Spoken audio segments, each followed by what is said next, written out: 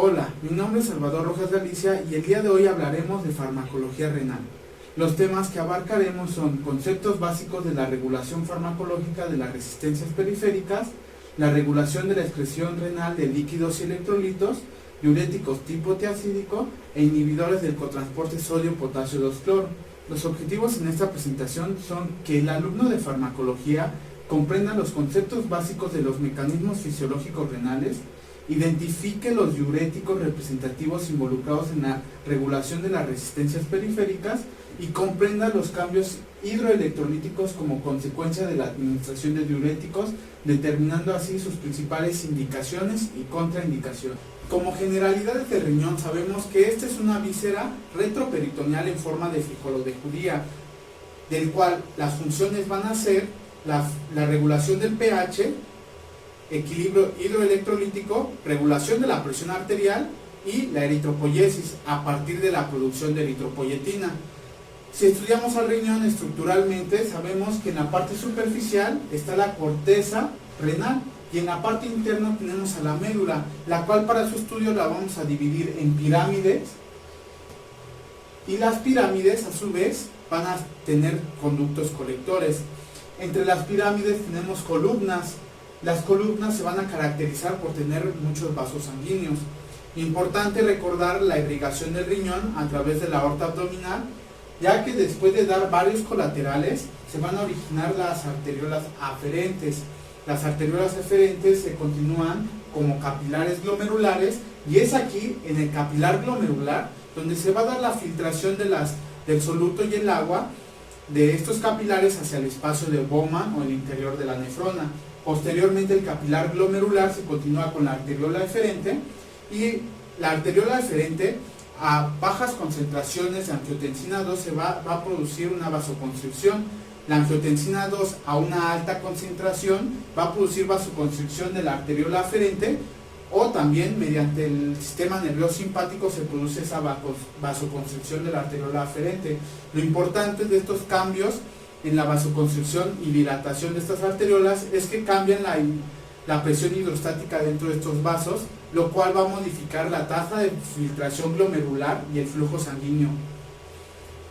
La arteriola eferente se va a continuar con esta red de capilares que rodean a las partes de la nefrona, que se llaman red capilar peritubular, lo cual va a ser importante porque gracias a ellos se va a dar la secreción de sustancias de estos capilares hacia el lumen de la nefrona o la reabsorción de sustancias del lumen de la nefrona hacia estos capilares.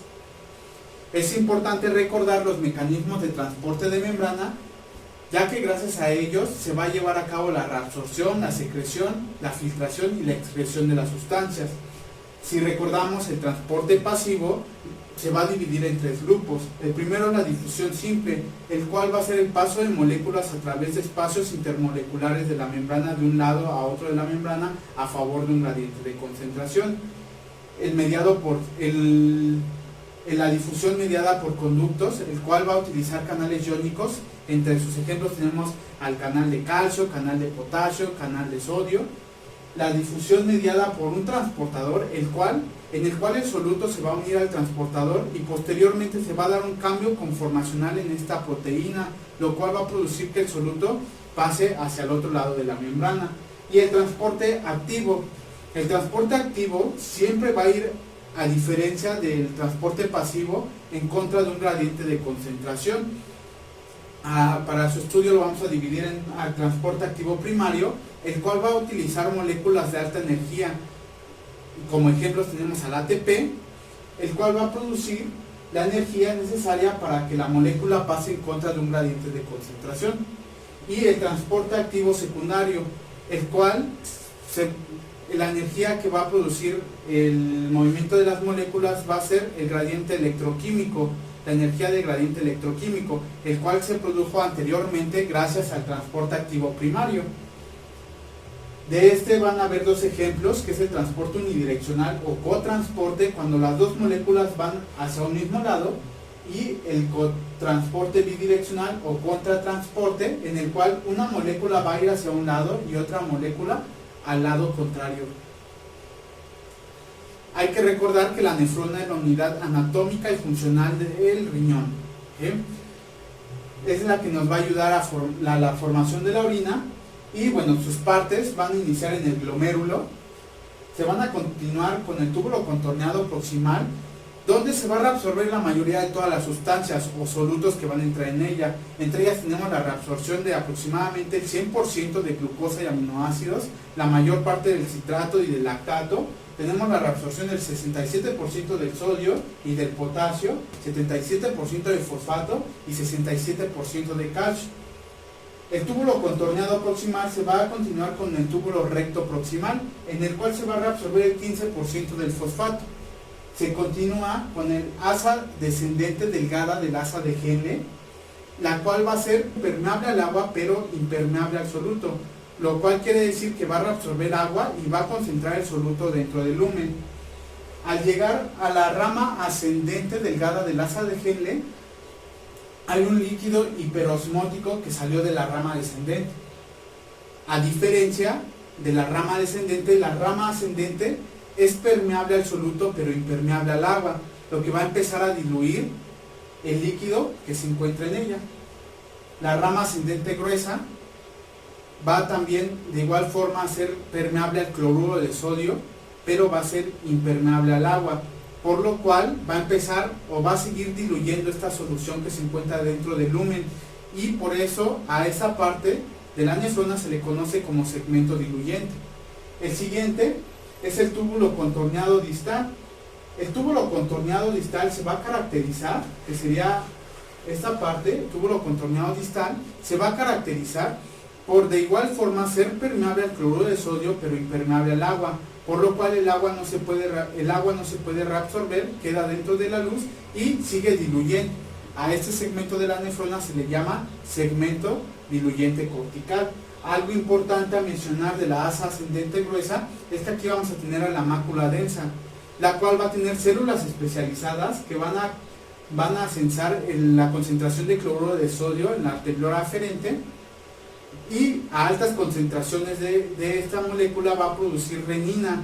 En el túbulo contorneado distal se va a absorber el 5% de sodio, el 8% del calcio, y junto con el túbulo colector se va a llevar a cabo el ajuste de la excreción del potasio según la ingesta.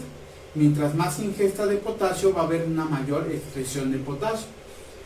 El 10 es el túbulo conector que une a la nefrona con el túbulo colector, y el túbulo colector para su estudio lo vamos a dividir en dos porciones: el túbulo colector cortical y el túbulo colector medular. En el túbulo colector se va a reabsorber finalmente el 3% de sodio.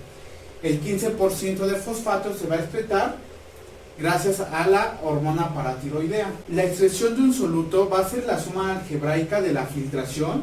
La filtración es el paso del soluto disolvente del capilar glomerular al espacio de Bowman, menos la reabsorción, porque las sustancias o el soluto que se reabsorbe, que va del lumen hacia el capilar glomerular, ya no se va a excretar por vía urinaria, más la secreción, porque los solutos que se secretan del capilar glomerular hacia el lumen finalmente se van a excretar. La filtración glomerular es aproximadamente de 120 mililitros por minuto. Esto quiere decir que aproximadamente se va a producir 1 mililitro por cada minuto de orina. La inulina va a ser un monosacárido de fructosa, la cual se va a filtrar completamente, no se va a reabsorber ni se va a secretar, por lo tanto va a ser un buen marcador de la tasa de filtración glomerular. El aclaramiento es el volumen del plasma del cual una sustancia es completamente removida por minuto para ser excretada. Bueno, ¿y para qué me sirve a mí saber todo esto? Una de las aplicaciones clínicas importantes de la fisiología renal son los diuréticos. Los diuréticos son moléculas que van a producir un aumento en el flujo de la orina, y como consecuencia también los diuréticos clínicamente relevantes van a producir un aumento en la excreción de sodio y el anión acompañante, que por lo general es el cloro.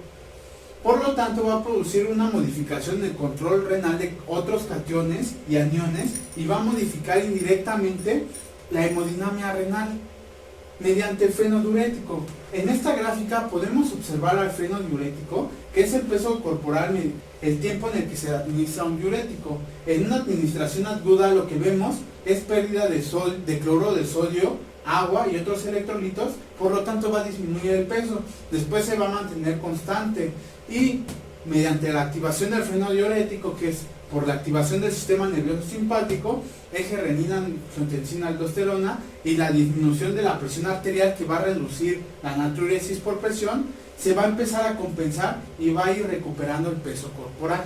Como mencionamos, en el túbulo proximal se va a absorber una gran parte de la mayoría de los solutos mediante cotransporte en la membrana luminal. Entre ellos tenemos a la glucosa, aminoácidos, fosfato, lactato y citrato, mientras que en la membrana vasolateral vamos a tener que se van a reabsorber esos solutos mediante difusión facilitada.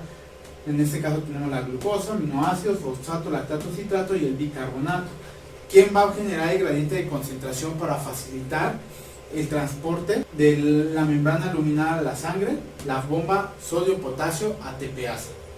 En el túbulo proximal, pero ya en la porción final, vamos a tener dos transportadores importantes, el sodio hidrogeniones y el cloroformeato. Por lo tanto, el sodio y el cloro van a entrar. Posteriormente el cloro sale de la célula y el sodio se reabsorbe mediante la sodio-potasio ATPasa y así el cloruro de sodio se reabsorbe al torrente sanguíneo. Hay que mencionar también los dos secretores importantes de ácidos y bases orgánicas.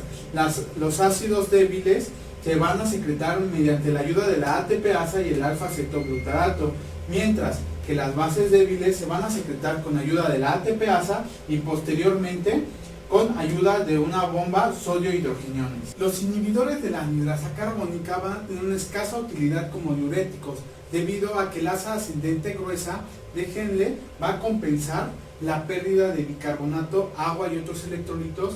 Entre los ejemplos tenemos a la acetazolamida.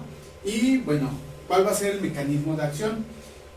Sabemos que el hidrógeno que está en el lumen se va a unir con el bicarbonato para formar ácido carbónico. El ácido carbónico, mediante la anhidrasa carbónica, que va a catalizar la conversión del ácido carbónico en dióxido de carbono y agua, estas dos moléculas se van a introducir a la célula, el agua mediante difusión facilitada por canales iónicos y el dióxido de carbono por difusión simple a través de intersticios moleculares de la membrana celular, ya que es liposoluble. Al introducirse al citoplasma, la anhidrasa carbónica realiza nuevamente la reacción química para convertir estos dos iones en ácido carbónico. El bicarbonato sale de la célula mediante el cotransportador sodio-bicarbonato hacia el torrente sanguíneo y el ion hidrogenión mediante el contratransportador va a salir de la célula hacia el humo. Los inhibidores de la anhidrasa carbónica van a tener efectos sobre la excreción urinaria. ¿Y cuáles van a ser estos efectos? Los inhibidores de la anhidrasa carbónica van a aumentar la excreción de sodio, van a aumentar la excreción de potasio y principalmente la excreción de bicarbonato, ya que son inhibidores de la anhidrasa carbónica, y en menor cantidad se va a excretar cloro por la orina. ¿Okay? Después tenemos a los inhibidores de la anhidrasa carbónica. Sus efectos adversos van a ser principalmente acidosis metabólica, porque se está tirando todo el bicarbonato, la alcalinización de la orina, ya que se precipitan sales de fosfato de calcio, y lo cual va a producir cólicos renales, somnolencia, parestesias, debido a que también hay una anhidrasa carbónica que se inhibe en el sistema nervioso central, depresión de médula ósea, hipersensibilidad de la piel. Indicaciones: tenemos edema, glaucoma de ángulo abierto, ya que también tenemos anhidrasa carbónica en el humor acuoso, lo que va a producir una mayor cantidad. Si se inhibe la anhidrasa carbónica, produce una depleción del bicarbonato en el humor acuoso y por lo tanto del contenido del líquido en este. Enfermedades de grandes alturas, epilepsia por su presencia en el sistema nervioso central y alcalosis metabólica. En la rama ascendente gruesa vamos a tener un cotransportador sodio 2-cloro potasio o sodio-potasio 2-cloro, el cual va a introducir estos iones a la célula, y después el cloro va a pasar por difusión facilitada junto con el potasio hacia el torrente sanguíneo. En esta imagen podemos observar que se crea una diferencia de potencial eléctrico entre el torrente sanguíneo y el lumen, y esto es por la salida de cloro hacia el torrente sanguíneo, que va a dar una carga negativa, y otra es por la salida de potasio hacia el lumen de la célula, en lo cual va a dar una carga positiva. Esta diferencia electroquímica va a producir el arrastre de calcio y magnesio mediante una vía paracelular hacia el torrente sanguíneo. Como ejemplos tenemos a la furosemida y la bumetanida, que también son inhibidores de la anhidrasa carbónica, a excepción de la bumetanida. Van a interferir en la producción de un intersticio medular hipertónico. Los inhibidores del transportador paralelo sodio-potasio 2-cloro, que son los diuréticos de asa o de techo alto, van a producir un aumento en la expresión de sodio y van a producir un aumento en general en la expresión de todos los iones: sodio, potasio, magnesio, calcio, bicarbonato y cloro. Como efectos adversos vamos a tener la hiperuricemia, la hipomagnesemia, porque se está excretando el magnesio, porque hipocalemia, porque está excretando el potasio, alcalosis metabólica, hipocalcemia. Los inhibidores de los transportadores paralelos sodio-cloro van a actuar mediante la unión al lugar donde se une el cloro e inhibiendo este cotransportador. Como ejemplos tenemos a la hidroclorotiazida y la clortalidona, que van a ser también inhibidores débiles de la anhidrasa carbónica y se van a secretar en el túbulo proximal mediante los secretores de ácidos orgánicos. Al inhibir este transporte, este cotransportador de sodio-cloro, se va a quedar el cloruro de sodio en el lumen y de esta forma va a inhibir la reabsorción de agua y la excreción de cloruro de sodio.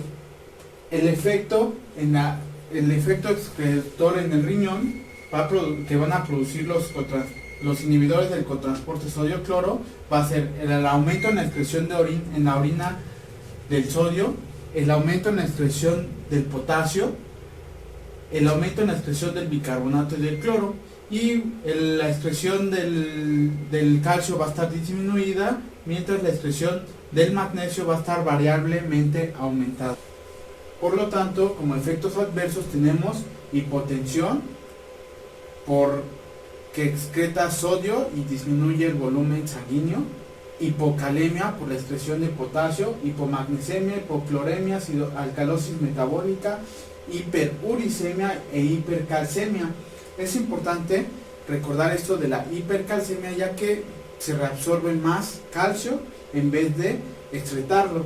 Alcalosis metabólica, hiperglucemia, y aumenta las concentraciones de colesterol LDL, colesterol total y triacilgliceroles. Como indicaciones va a ser el edema agudo pulmonar, secundario a la insuficiencia cardíaca congestiva, cirrosis hepática y enfermedad renal, hipertensión arterial y cálculos renales de calcio y osteoporosis. Hay que recordar que en el túbulo distal final y el túbulo colector, en la célula principal, es donde se va a llevar a cabo la reabsorción de sodio y excreción de potasio mediante la acción de la aldosterona. Los diuréticos ahorradores de potasio van a actuar de dos formas. La primera es inhibiendo el canal de sodio, la entrada de sodio, por lo tanto el sodio se va a quedar en el lumen y se va a excretar. Y la otra es inhibiendo a la aldosterona. La aldosterona tiene como función crear o sintetizar más canales de sodio y más bombas sodio-potasio ATPasa para absorber sodio. Por lo tanto, si se inhibe la aldosterona, se inhibe la absorción de sodio. Los inhibidores del conducto de sodio, como ejemplos tenemos al triamtereno y a la amilorida, se van a secretar como bases orgánicas, van a ser utilizados en edema e hipertensión, y como efecto secundario tenemos la hiperpotasemia.